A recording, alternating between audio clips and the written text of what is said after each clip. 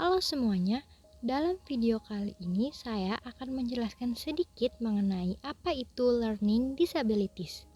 Sebelumnya, apakah kalian sudah tahu apa itu learning disabilities? Untuk itu, mari simak video ini akan membahas mulai dari definisi, karakteristik, identifikasi, penyebab, dan layanan pendidikan yang bisa dilakukan untuk mengenal dan mengetahui apa itu learning disabilities. Pertama, mari kita mengetahui apa itu definisi dari learning disabilities.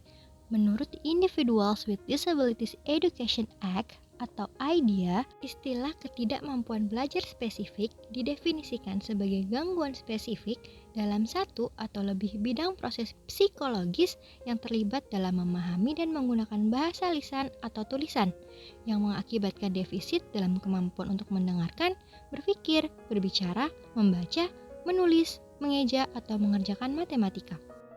Istilah lain learning disabilities adalah learning difficulties dan learning difference. Ketiga istilah tersebut memiliki nuansa pengertian yang berbeda.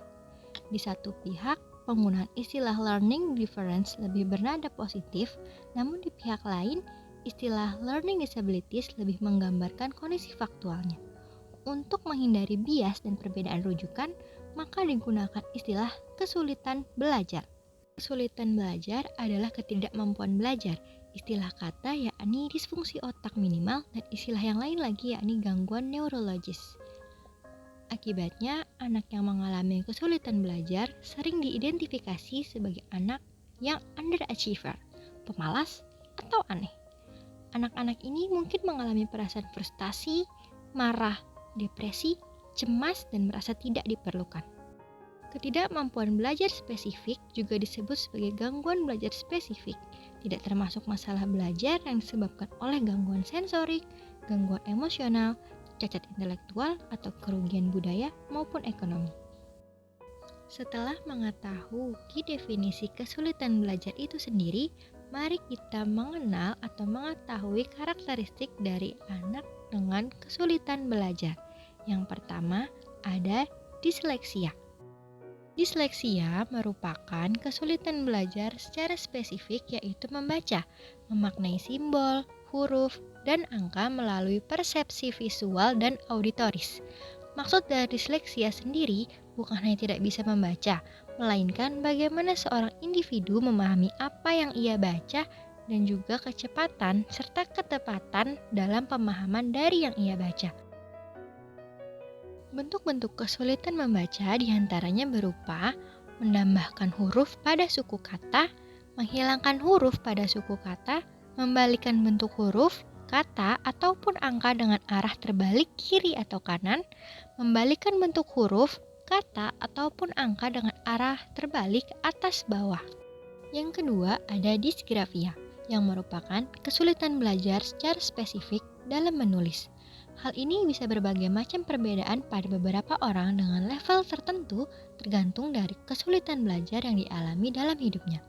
Seperti yang diketahui, disgrafia bukan hanya kesulitan memegang pensil atau bagaimana mereka menulis, tapi juga bagaimana mereka mengekspresikan diri dalam tulisan dan bahasa. Kesulitan yang kerap muncul dalam proses menulis permulaan antara lain ketidakkonsistenan bentuk atau ukuran atau proporsi huruf, ketiadaan jarak tulisan antar kata, ketidakjelasan bentuk huruf, ketidakkonsistenan posisi huruf pada garis, dan juga terdapat bentuk-bentuk kesulitan yang sering terjadi pada kesulitan membaca, seperti penambahan huruf atau suku kata, menghilangkan huruf atau suku kata, pembalikan huruf ke kanan kiri, pembalikan huruf ke atas bawah, penggantian huruf atau suku kata. Kesulitan dalam mengeja juga merupakan area yang berdampak karena adanya kesulitan dalam membaca dan menulis. Selain itu juga berhubungan dengan kesulitan matematika. Yang ketiga, diskalkulia, yang merupakan kesulitan belajar secara spesifik dalam matematika. Bukan hanya kesulitan menghitung, tapi juga melibatkan bagaimana ketidakstabilan dan fleksibilitas individu dalam mengoperasikan perhitungan.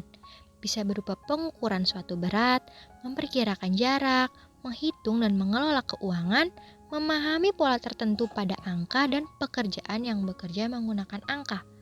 Kesulitan berhitung dapat dikelompokkan menurut tingkatan, yaitu kemampuan dasar berhitung, kemampuan dalam menentukan nilai tempat, kemampuan melakukan operasi penjumlahan dengan atau tanpa teknik menyimpan, dan pengurangan dengan atau tanpa teknik meminjam, kemampuan memahami konsep perkalian dan pembagian. Keempat, dispraksia. Kesulitan motorik mengacu pada masalah dengan gerakan dan koordinasi. Apakah itu dengan keterampilan motorik halus seperti memotong atau menulis, atau keterampilan motorik kasar, berlari atau melompat. Kecacatan motorik kadang-kadang disebut sebagai aktivitas keluaran atau output yang berarti bahwa hal itu berkaitan dengan keluar informasi dari otak. Untuk berlari, melompat, menulis, atau memotong sesuatu, otak harus dapat berkomunikasi dengan anggota tubuh yang diperlukan untuk menyelesaikan tindakan. Tanda-tanda bahwa anak mungkin memiliki cacat koordinasi motorik termasuk masalah dengan kemampuan fisik yang memerlukan koordinasi tangan dan mata, seperti memegang pensil atau mengancingkan baju. Yang kelima, ada afasia atau disfasia. Ketidakmampuan belajar bahasa dan komunikasi melibatkan kemampuan untuk memahami atau menghasilkan bahasa lisan. Bahasa juga dianggap sebagai aktivitas keluaran karena memerlukan pengorganisasian pikiran di otak dan memanggil kata-kata yang tepat untuk menjelaskan sesuatu secara verbal atau berkomunikasi dengan orang lain.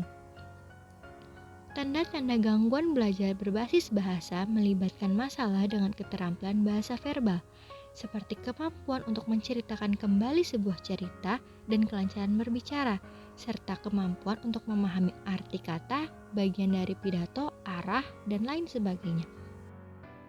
Keenam, gangguan pemrosesan pendengaran, merujuk pada kemampuan mendengar dengan baik sebagai keterampilan pemrosesan pendengaran atau bahasa reseptif. Kemampuan mendengar sesuatu dengan benar sangat mempengaruhi kemampuan membaca, menulis, dan juga mengeja. Ketidakmampuan untuk membedakan perbedaan halus dalam suara atau mendengar suara dengan kecepatan yang salah membuat sulit untuk mengucapkan kata-kata dan memahami konsep dasar membaca dan menulis. Ketujuh, gangguan pemrosesan visual. Masalah dalam persepsi visual termasuk hilangnya perbedaan halus dalam bentuk, membalik huruf atau angka, melewatkan kata, melewatkan garis, salah memahami kedalaman atau jarak, atau memiliki masalah dengan koordinasi mata atau tangan. Setelah mengetahui karakteristik anak kesulitan belajar, mari kita masuk ke dalam identifikasi.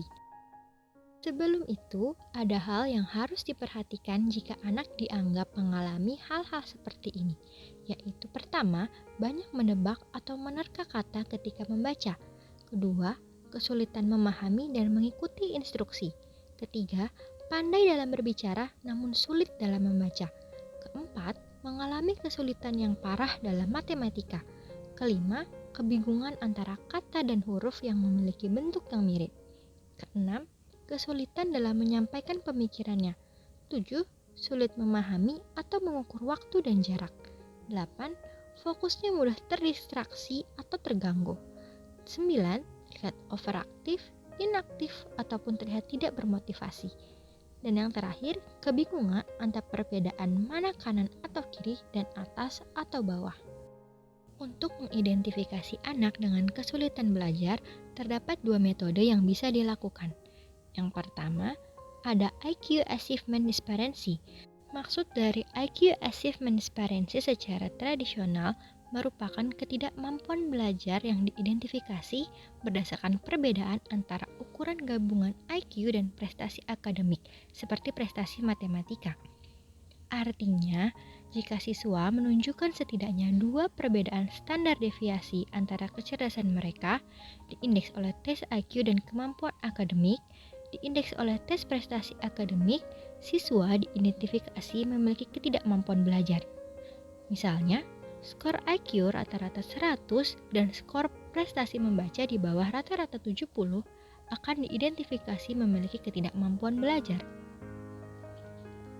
Sebaliknya, seorang siswa dengan nilai IQ di bawah rata-rata 85 dan nilai prestasi matematika di bawah rata-rata 80 tidak akan diidentifikasi memiliki ketidakmampuan belajar karena tidak ada perbedaan yang cukup besar.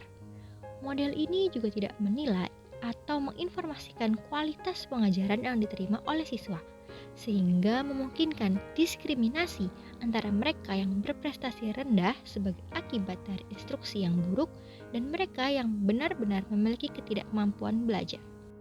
Lalu yang kedua ada response to intervention.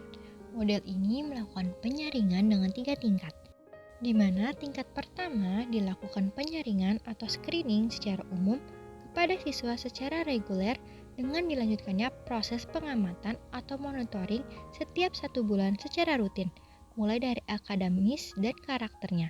Jika terlihat tidak adanya perkembangan, maka akan dinaikkan ke tingkat kedua, di mana di sini diberikan dukungan tambahan dengan berupa kelompok belajar kecil yang berisikan 3-5 orang dengan bimbingan dari tenaga pendidik, dan bagi mereka yang menunjukkan kemajuan dapat kembali ke tingkat 1 atau terus menerima instruksi dalam tingkat kedua. Dan bagi mereka yang belum menunjukkan perubahan akan dilanjutkan ke tingkat 3 yang diberikan pengarahan secara individual dan diidentifikasi lanjutan apakah siswa memerlukan pendidikan khusus. Cara ini dilakukan sebagai bentuk pencegahan dan memberikan pendidikan yang intensif bagi mereka sebelum diidentifikasi memiliki kesulitan belajar. Selanjutnya, ada penyebab dari bagaimana kesulitan belajar itu bisa dialami. Pertama, prenatal atau sebelum kelahiran, seperti penyakit atau cedera yang berdampak pada janin, perbedaan rasius janin dengan ibu, pengonsumsi narkoba atau alkohol pada saat mengandung. Lalu kedua, ada natal atau saat kelahiran, yaitu bayi yang lahir secara prematur, proses persalinan yang berjalan lama, dan kekurangan oksigen saat proses melahirkan. Dan yang ketiga, ada postnatal atau setelah kelahiran, di mana terjadinya cedera kepala terhadap sang anak, kekurangan zat makanan atau nutrisi, dan overdosis obat-obatan. Selanjutnya, layanan pendidikan berupa akomodasi dan strategi pembelajaran bagi siswa kesulitan belajar secara umum. Berikut ini saran akomodasi bagi para siswa kesulitan belajar. Pertama, mengizinkan siswa untuk mendemonstrasikan kembali materi pelajaran dengan cara yang lainnya, seperti visual, audio, ataupun taktil. Memberikan waktu tambahan untuk mengerjakan tugas, latihan, atau ulangan. Memiliki catatan berupa note dalam bentuk tulis maupun suara, video yang memiliki keterangan tulisan, buku teks berbasis audio, dan program komputer yang dapat mengeluarkan suara penjelasan. Dan untuk strategi pembelajaran yang bisa dilakukan ialah membuat instruksi yang mudah dipahami, mengajari siswa menggunakan memori sebagai strategi, menggunakan visual representasi atau pembuatan mapping, memberikan kesempatan pada siswa untuk berlatih tentang apa yang mereka pelajari, memberikan hadiah, dorongan, dan pujian sebagai bentuk penyemangat dalam proses pembelajaran. Itulah sedikit penjelasan mengenai apa itu learning disabilities. Jika kalian merasa terbantu dengan video ini, kalian boleh memencet tombol like dan memberikan saran dan kritik di kolom komentar. Kalian juga boleh mensubscribe channel ini jika kalian mau. Sampai jumpa di video selanjutnya. Terima kasih. Salam puding mangga.